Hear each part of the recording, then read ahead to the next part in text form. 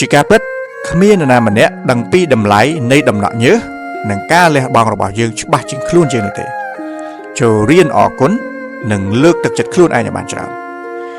នៅក្នុងលោកនេះមនុស្សភាគច្រើនគេមើលឃើញត្រឹមតែលទ្ធផលនិងភាពជោគជ័យដ៏ធំដុំ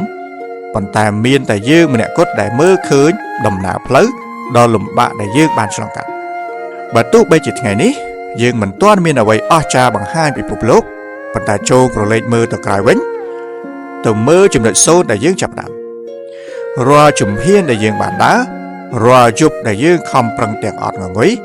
និងរាល់ពេលដែលយើងជួបឧបសគ្គហើយមិនព្រមចុះចាញ់គឺជាជោគជ័យដ៏ពិតប្រាកដដែលលុយកាក់មិនអាចទិញបានអ្នកដទៃអាចនឹងមើលឃើញយើងគ្រាន់តែជាមនុស្សធម្មតាម្នាក់ប៉ុន្តែមានតែយើងទេដែលដឹងថាយើងបានតស៊ូជំនះនឹងភាពភ័យខ្លាចកម្រិតណាយើងបានលះបង់សេចក្តីសុខផ្ទាល់ខ្លួនប៉ុណ្ណាដើម្បីគោលដៅ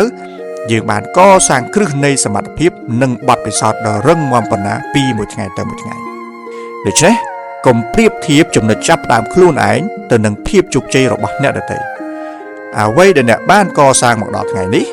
ទោះវាមើលទៅតូចតាចសម្រាប់គេ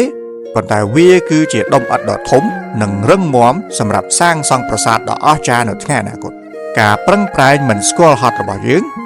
នឹងមិនសាបសូន្យឡើយវាកំពុងតែរង់ចាំពេលវេលាដែលសមស្របដើម្បីផ្ដល់ផ្លែការប៉ុណ្ណោះអរគុណខ្លួនឯងដែលរឹងមាំរហូតមកដល់ថ្ងៃនេះអរ